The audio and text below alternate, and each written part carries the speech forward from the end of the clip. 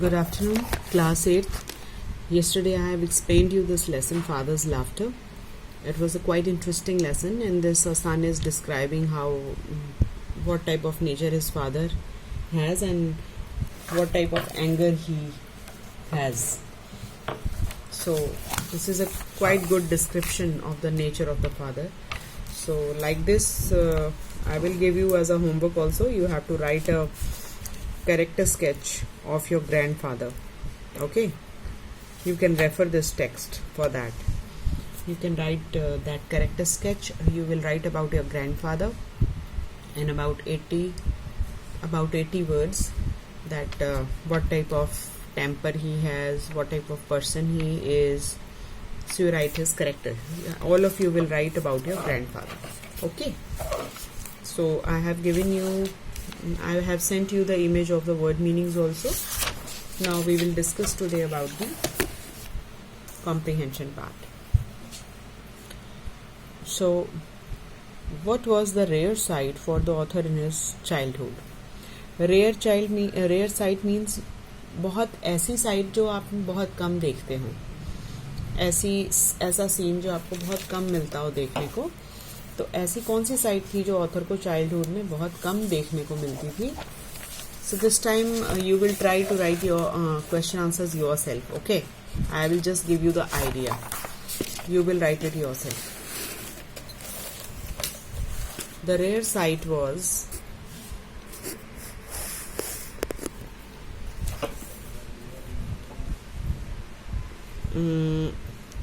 in the younger days we hardly remember seeing or hearing him live. The rare sight was that he has never seen or heard his father laugh. Means in younger days, the author has never seen his father seeing or hearing his father laugh. This is the answer number 1, and you have to make it yourself. Try to you write it in rough copy with pencil, and then we will see that whether you can write it or not. We will discuss it, or you can send me the. Just try to write. I just want that you should be able to write, find out your answers and create your own answer. That will develop your writing skills. I just only want this. Otherwise, I'll be sending you the image. Okay. So from this line you will get the answer number 1. Means the author has never seen his father laughing or seeing or hearing his father laugh when he was a young boy. Second question. How does the author describe his father's eyes? Now, this is also very interesting question. उसकी father की eyes उसको कैसी लगती थी? My father, a professor of English, had a very rigid, cold eyes. एक तो ये हो जाएगा rigid, cold eyes. Answer 2. ठीक है, एक तो point ये बन जाएगा.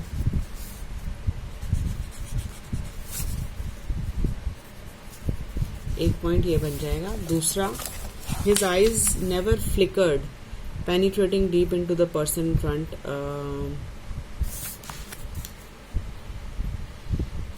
You can add to this. They were cold like the tempered steel. यहाँ से भी आप पॉइंट ले सकते हैं कि एक तो उनकी आइज बहुत ही रिजिड और कोल्ड थी. ठीक है. Whenever he used to penetrate in others' eyes, it should be like he is targeting somebody. ऐसा लगता था किसी पे अटैक कर रहे हैं अपनी आंखों से. इतनी उसको घूर के देखते थे. और उनकी आंखों में जो कोल्डनेस थी वो ऐसा नहीं था कि उनके अफेक्शन नहीं है उनके पास या कोई प्यार नहीं वो करते. उसकी कमी नहीं महसूस होती थी. सिर्फ उनकी आंखें ऐसी लगती थी जैसे हम स्टील को तपा के टेम्पर करके उसको स्ट्रॉन्ग बना देते हैं ना.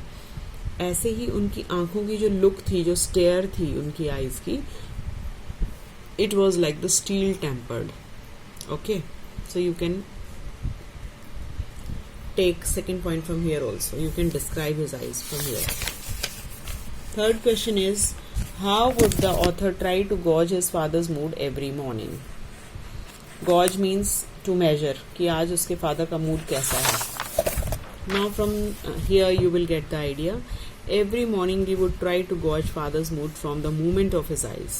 So every morning they used to see the movement of his eyes or the few words that he spoke. उनकी eyes की movement से और जो वो थोड़े बहुत words बोलते थे ना, few words he spoke, उसी से उनकी आवाज़ से कि उनकी आवाज़ में आज कितनी रफ एज है, तो हम लोगों को समझ में आ जाता था. We use to understand that today means his mood is okay or he is quite angry.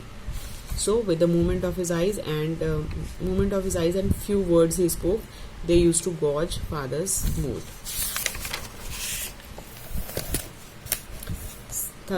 This fourth question, which was the most difficult situation for the author? सबसे ज़्यादा डिफ़िकल्ट सिचुएशन क्या रहती थी उनके लिए? The most difficult situation was when he was silent. So we were unable to read him. हमें समझ ही नहीं आता था कि हम, ये हमारे लिए बहुत ही ज़्यादा डायलेमा हो जाता था, मीन्स डिफ़िकल्ट सिचुएशन हो जाती थी. When he was silent we could not understand that whether he is angry or whether we should ask for some permission or will be kicked or will be given the 2 slaps. So the most difficult situation was when he was silent. We were unable to read him and we would be on the horns of dilemma.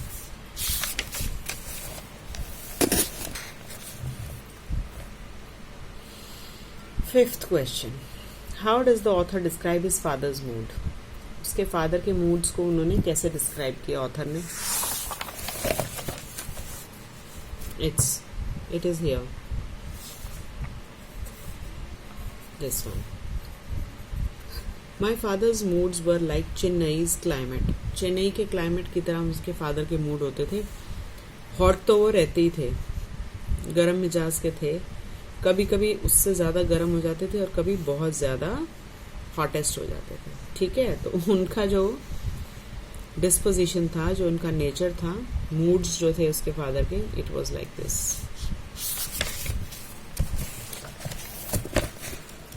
How does the author? Why does the author's father exude a smile of satisfaction now? Exude means spreading. आजकल, अब क्यों, इस as में क्यों वो अब smile फैलाते रहते हैं, अपनी बिखेरते रहते हैं? Why not when the author was young? Here, answer 6. He exudes a quiet smile of satisfaction at having reared a brood of worthy citizens. यहाँ से मिलेगा आपको. Because now he is free of rearing up his children. उस वक्त वो अपने बच्चों के साथ बहुत स्ट्रिक्ट रहते थे. क्यों? क्योंकि उनको लगता था कि लिबर्टीज देने से ना बच्चे एस्ट्रे हो जाते हैं, मीन्स भटक जाते हैं, उनको ज़्यादा लिबर्टीज नहीं देनी चाहिए. उस वक्त ऑथर बच्चा था और वो मतलब यंग बॉय था, तो उसके फादर को ऐसा लगता था कि लिबर्टीज नहीं देनी चाहिए, इससे बच्चे बिगड़ जाते हैं. बट अब वो ओल्ड एज में है. Now he is a grand father and he excuse a quite smile of satisfaction. Now he is quite free, he is out of his responsibility because now author is a grown up man and he is a father also.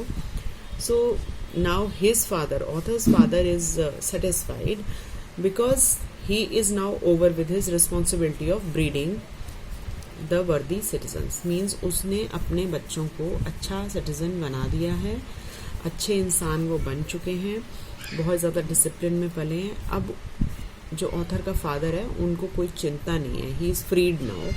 That is why he excuses a quite smile of satisfaction because he is freed from now the burden of bringing up the children. Okay, यहाँ तक आएगा.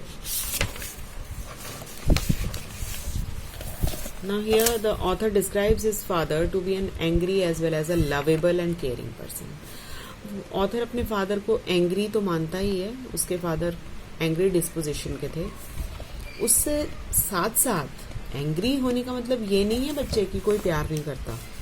सबका अपना अपना वे of expression होता है. कुछ लोग गुस्सा दिखा के ही आपको प्यार करते हैं. अगर आपके पेरेंट्स आप गुस्सा करते भी हैं, if they are prohibiting you from doing anything, that this shows their love. Don't take it otherwise.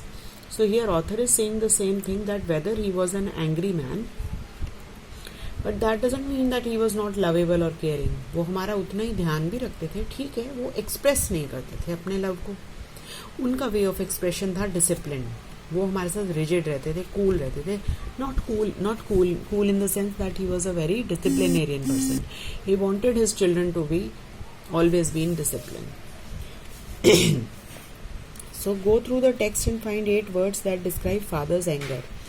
तो इसमें आपको टेक्स्ट पढ़ना है और उसमें you have to find out the 8 words that describe his father's temper. मैंने कुछ निकाले हैं वर्ड्स, अगर आपको कोई और मिलते हैं तो you can add. Rigid है, cold eyes है, grunts और rumbles हैं, tempered है, stern है, tight leash, hotter. So you can add few more if you find. Look at the following sentences. At the end of the day, he exudes a quiet smile of satisfaction. What do you mean by this? इससे आपको क्या समझ में आता है? At the end of the day, इसका क्या मतलब हुआ? इसका क्या ये मतलब हुआ कि शाम के टाइम वो बहुत खुश हो जाते थे? At the end of the day, no. I explained you earlier also. At the end of the day is a phrase. इसका मीनिंग है, डे मीन्स यहाँ पे एक एज कह रहे हैं वो. At the end of the day means when he was young. The author was a young boy and his father was a man, young man. He was a boy, author was a boy. So at the end of the day, now his father is an old man. He is now grandfather. So end of the day here means the age, okay, the old age of the father, not the evening. Clear to you? Write the part of speech of the colored words. Now here in all these sentences you will find different parts of speech.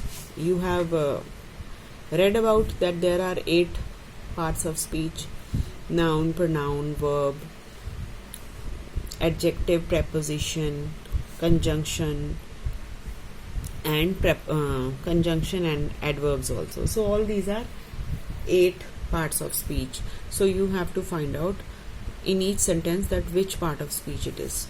We hardly remember seeing or hearing him laugh. Now it's an action word, so it is a verb. My father had rigid, cold eyes. Here they are describing the eyes. So describing words कौन से होते हैं? Adjectives. Okay. So they are describing the eyes. So here these are the adjectives. Ours was to accept his authority in order to live. Ours was to accept his authority in order to live. These are prepositions. They tell about the connection with the noun and pronoun. Was it fine to go for a football match? Now here it is in an interrogative form, but here they are talking about some football match. So here the football is a noun. He kept us on a tight leash. He, us, we, I, are the words used in the place of a noun. So these are pronouns. Clear to all? We would go astray if given any liberties. We would go astray. हम लोग भटक जाएंगे, बिगड़ जाएंगे अगर हमें liberties दी गई. ये भी it is a form of verb only, because here also action is going on. If we are given verb है, go astray भी यहाँ पे verb ही है. So look at the sentence pattern below. यहाँ आपको आर्टिकल दिए हैं, फिर एडजेक्टिव दिया है, फिर नाउन है, फिर वर्ब है और एक एडवर्ब है. हाउ बताता है आपको.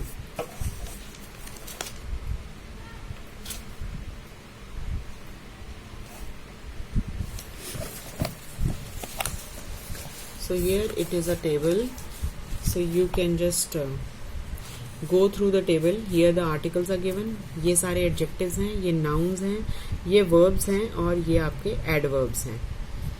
तो आपको इन ऐसे सेंटेंसेस फॉर्म करने हैं। लाइक आर्टिकल्स तो आप यही लगाते हैं ना, आगे किसी के आगे अ लगाएंगे, फिर कभी एन भी लग सकता है या फिर द भी लगेगा। तो पहले आपने इनके सबके साथ ज्वाइन करना है कि किसके साथ आप कौन सा लगाएंगे। अ टायर्ड या द टायर्ड वॉकर्स, नहीं द टायर्ड वॉकर्स के साथ नहीं। अ न्यू, जैसे यहाँ पे अ आ जाएगा। द फ्राइटेंड प्रिजनर, आप किसी फ्राइटेंड प्रिजनर के बारे में बात कर रहे हैं। अ लॉस्ट चाइल्ड, लॉस्ट आप उसके आगे लगा सकते हैं, चाइल्ड लगाना है या मैन लगाना है, ये आपने खुद बनाने हैं, मैंने आपको दे दिया आइडिया। अ डेंजरस या द डेंजरस, अ डेंजरस ही चलेगा ज़्यादा। तो फर्स्ट ऑफ ऑल आपने इनको कनेक्ट करना है आर्टिकल्स को एडजेक्टिव्स के साथ करके, फिर आपने देखना कि फेमस के साथ आप आगे क्या लगा सकते हैं। फेमस फिल्म स्टार बना दिया मैंने, इंजर्ड मैन बना दिया, वेनेमस स्नेक बना दिया, वरिड पेरेंट्स, वाइल्ड चिल्ड्रन बना दिया मैंने इस बार, क्योंकि चिल्ड्रन हो जाते हैं ना कई बार वाइल्ड।